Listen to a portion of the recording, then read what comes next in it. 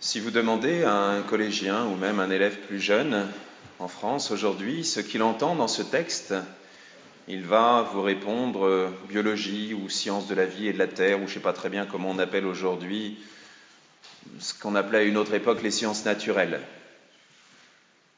Et dans l'esprit de beaucoup de ces jeunes, il risque d'y avoir simplement dans ce texte une histoire de biologie. On parle d'une fille qui est vierge, on se demande comment ça va se faire, il y en a une autre dont on dit qu'elle est stérile, et dans leur esprit en tout cas, il n'y a rien de bien intéressant. Et pourtant, ce texte nous dit infiniment plus que simplement des faits biologiques. Ce n'est pas simplement qu'une jeune fille vierge va se retrouver enceinte. Nous le savons, nous, on va le fêter ce soir, il s'agit du Fils de Dieu qui vient. Mais aujourd'hui, puisque nous avons le courage de nous arrêter 2 fois sur le même mystère, puisque c'est aujourd'hui dimanche et c'est ce soir Noël, j'aimerais vous inviter à vous arrêter un petit peu sur cette virginité, sur cette capacité à donner naissance. Je sais, ce n'est pas à la mode du tout. Et pour tous les parents qui doivent éduquer des jeunes filles, le simple fait d'évoquer ce mot, vierge ou virginité, est vu quasiment comme une insulte que la nature aurait faite à la moitié du genre humain, approximativement, en les marquant au sceau de l'infamie, si je dois en croire certains auteurs modernes. Nous ne parlons pas ici simplement d'un fait physique, nous ne parlons pas ici d'hymen ou de je ne sais quoi. D'ailleurs, j'y connais pas grand-chose, contrairement à certains archevêques, je ne suis pas médecin. Mais on parle ici d'une capacité fantastique. La capacité que chaque être humain, sans exception, garçon et fille, la capacité qu'a chaque être humain de dire de tout son cœur, de tout son corps, de toute son âme, de tout son être, je te donne toute ma vie. Et ça c'est quelque chose de grand, c'est quelque chose de beau. Et tous ceux qui ici sont mariés savent bien que c'est une belle chose de pouvoir dire à quelqu'un « je te donne toute ma vie ». Et sans être vieux jeu, simplement parce qu'on prend conscience de la valeur qu'on a, du trésor que nous sommes, être capable de dire à quelqu'un « je te donne non seulement toute ma vie future, mais je te donne toute ma vie passée aussi depuis le premier instant de mon existence, je te l'offre ». C'est ça la virginité. Eh bien ça donne sa valeur à ce cadeau. Car à quoi ça sert d'avoir une vie entière et de ne la donner à personne? À quoi ça sert? C'est justement lorsqu'elle est donnée qu'elle prend toute sa valeur. Aujourd'hui, ce mystère est doublé d'un autre mystère qui, lui, je suis désolé messieurs, mais nous sommes un peu en dehors de ce mystère. Ce mystère, c'est celui d'être capable de donner la vie. Alors c'est vrai, je ne vais pas refaire de cours de biologie, mais normalement il faut un garçon et une fille, ou un homme et une femme plutôt, pour donner la vie. Mais c'est le privilège, la joie des femmes de pouvoir porter la vie et de la donner. Et là aujourd'hui, c'est cette joie incroyable qui est confrontée dans cet évangile.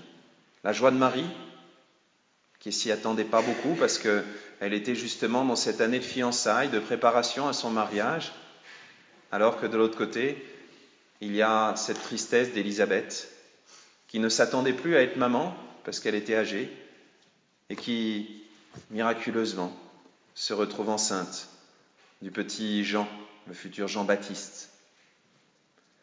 Cette joie de porter la vie, c'est plus que simplement être content de continuer l'espèce, de permettre à l'espèce de survivre, de permettre à un peuple de se survivre. Cette joie, elle est infiniment plus grande. C'est la joie d'être créateur avec Dieu, d'être pro-créateur. Ça, c'est quelque chose qu'on a du mal à imaginer. Lorsque des parents donnent la vie, ils commencent quelque chose qui est infini. C'est vrai, c'est Dieu qui est là à l'origine de tout, Mais à cet instant-là, lorsque des parents donnent la vie, même si cette vie est présente déjà depuis plusieurs mois, il s'agit d'une vie éternelle qui est là et qui attend d'être guidée vers l'éternité.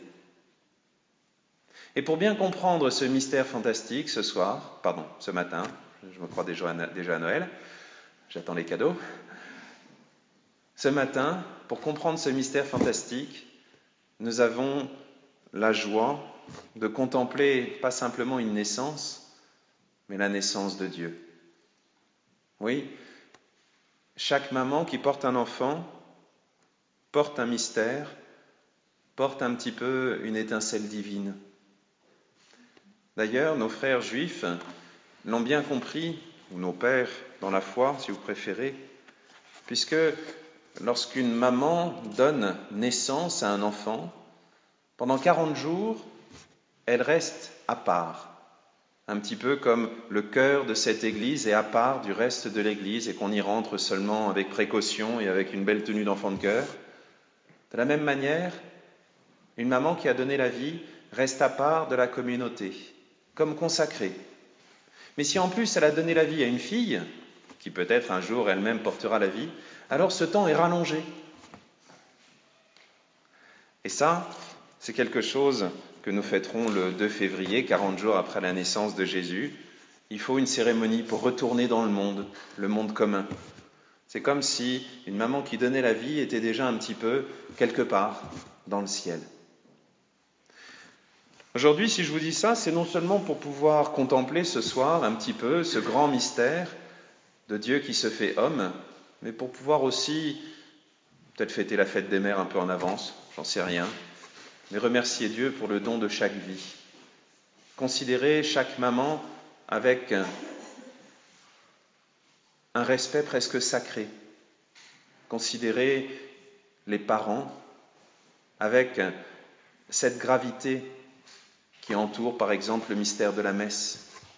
Et pour ceux qui se préparent à être parents ou ceux qui sont parents, remercier Dieu simplement pour ce mystère fantastique, cette grande joie incroyable d'être créateur avec Dieu. Alors, vous serez capables, nous serons capables de transmettre à cette jeune génération qui peut-être a été un peu déformée par l'école buissonnière, transmettre à cette jeune génération le respect, l'admiration pour ce mystère incroyable. Ils sont capables de se donner, ils sont capables de donner la vie, ils sont capables de donner Dieu au monde. Amen.